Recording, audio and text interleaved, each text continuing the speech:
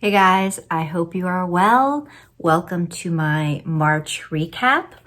I am doing well considering the circumstances, and I hope that you all out there are as well. It's been a crazy time, but I am so blessed and fortunate that I get to continue working remotely, and I've been okay being inside a lot. I haven't been going stir crazy. I think where my kind of stress and anxiety has manifested has been through insomnia. I've basically just been having sleepless nights and just waking up randomly and then not being able to go back to sleep. And so, but in any case, let's just kind of do some chit-chatting about what I have been up to in March. It was actually a busy month at work, even though I was at home working remotely. And then when I'm not working, I've been just trying to distract myself with engaging things, fun projects, and Netflix and whatnot. And of course, my decks. So speaking of decks, let us talk about what I have used in March. So for tarot, I did for maybe a few weeks use the Magical Tarot. This is by Marenthe Auden, and this is a scratch and reveal activity, actually. I have a video all about that, and I will link it for you so that you can take a look if you'd like. But essentially, it is an activity where you rip out the cards and you scratch. There's like a coating that covers each image and you scratch it to reveal what that image is. And I decided to make this into a legit tarot deck. So not only did I go through all of the scratching, which did take some time, but it was definitely because when I received this gift from my friend, I was definitely still in mourning and a grieving process. And so this was a very welcome distraction.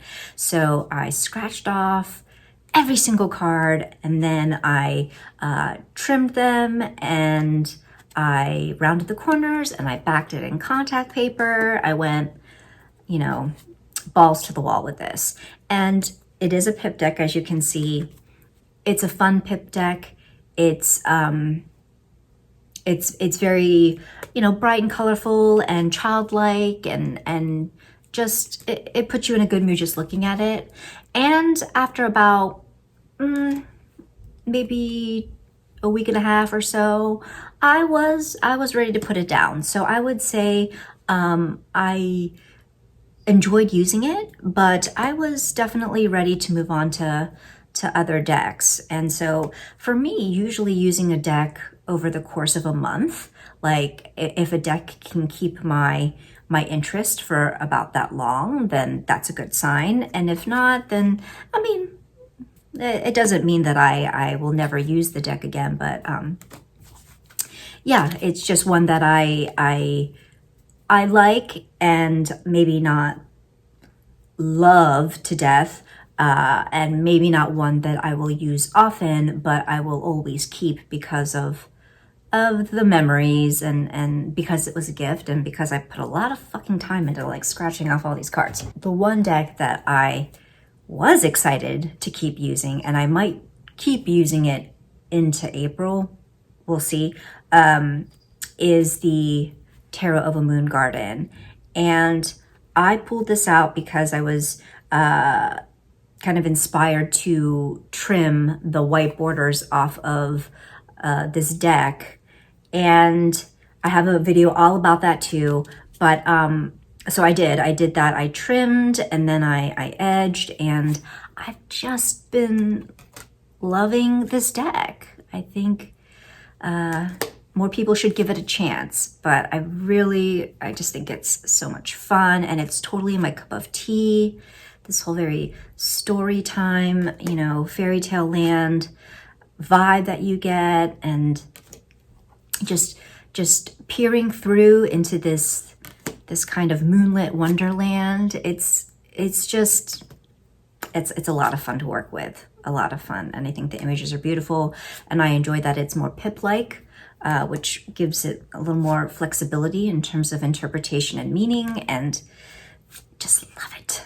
And then for Oracle, I'm just continuing to work with the two that I have been working with the past couple months, which is the Jamie's Nature Portals, an animal deck that you have seen in my other recaps, continuing to just read up on the various animals and to just kind of enjoy the art. Since I can't be outside much, this is my way of enjoying nature, right? And then accompanying that is another animal-based deck, which is the Fauna Mini Inspiration deck. And so again, same idea, just kind of looking at the imagery and reading, and just being very kind of loosey-goosey with it, and not putting too much pressure on myself to make it into some deep reading or deep message of the day. Just having fun with them both. And then two new decks that they were insomnia-induced purchases. Let's just put it that way. And I got them both at the end of the month. So we'll start off with the Legendary Ladies Goddess deck. This is an Oracle deck by Ann Shen.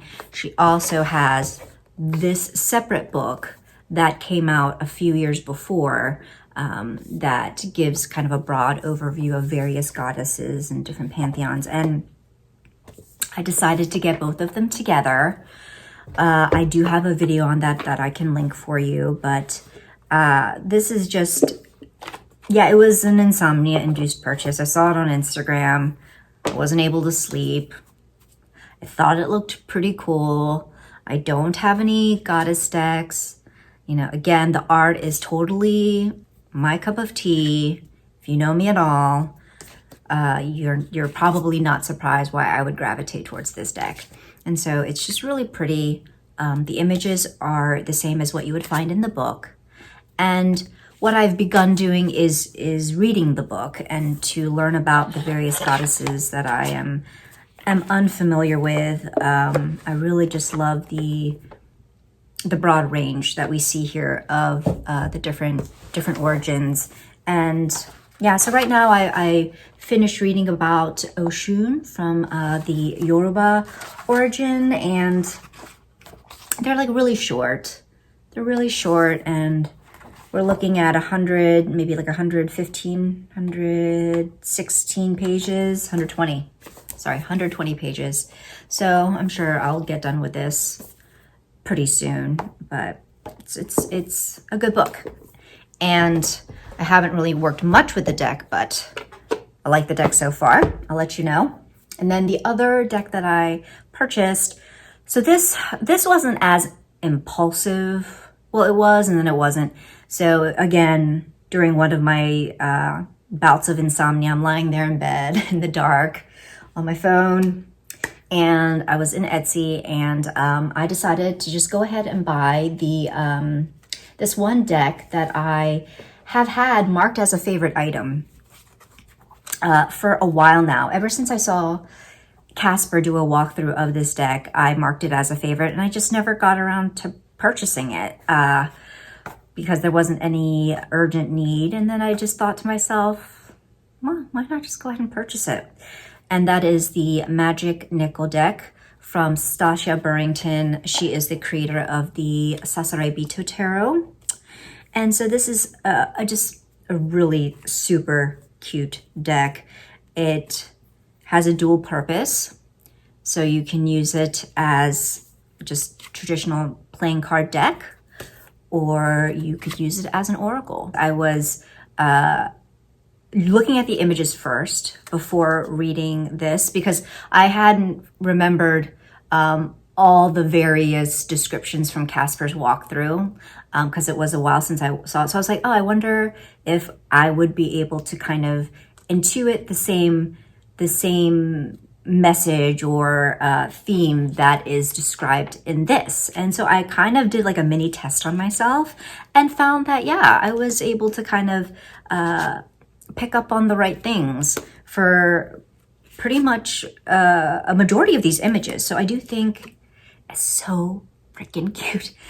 I do think that this can work as an Oracle deck and will work as an Oracle deck. I just have to give it a shot.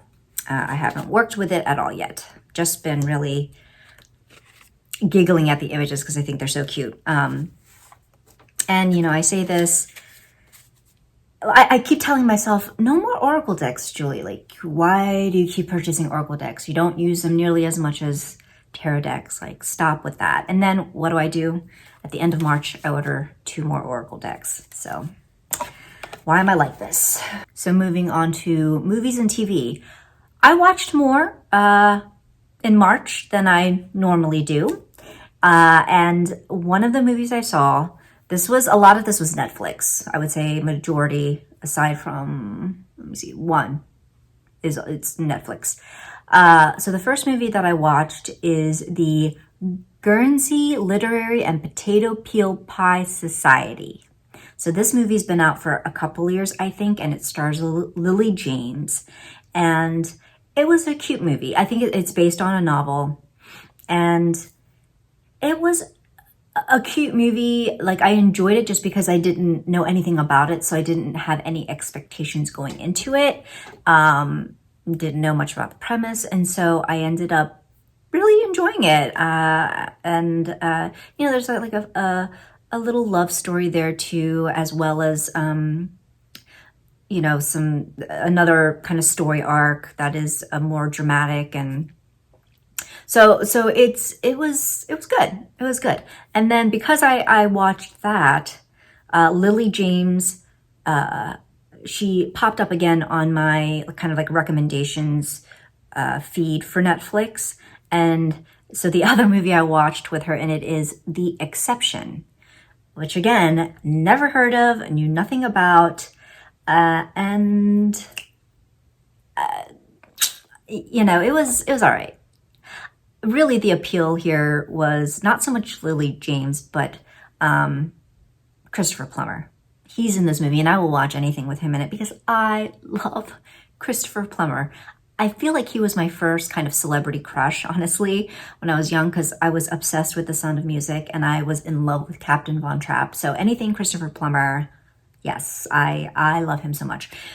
So I would say the plot is on the weak side, but it didn't end as I expected it would, and that's a good thing. So it's okay. I liked the other one better. The Guernsey movie was better. And then another, this I watched on Netflix as well. It's a documentary. It's Miss Americana. So it's the Taylor Swift documentary because I love me some Tay-Tay.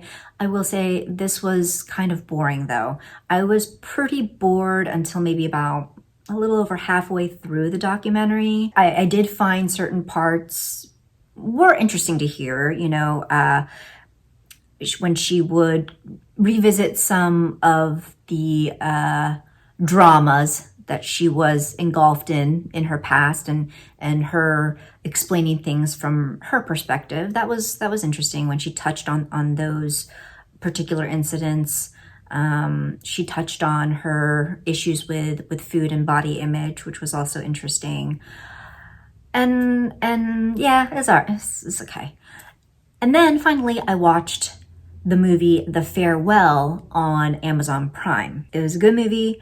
I had put it off just because it seemed to be on the depressing side, subject-wise. But I don't know. I don't know why I decided, oh yeah, no, this is a great time. Let's do this. Let's watch this super depressing movie during the pandemic. But actually, I didn't cry as much as I thought I would. And again, the ending wasn't quite what I had thought it would be. It's a somber movie given the subject matter, but I was able to work my way through it, and I thought it was well done. The woman who plays the grandmother was great. The woman who plays Aquafina's mother, I liked her as well.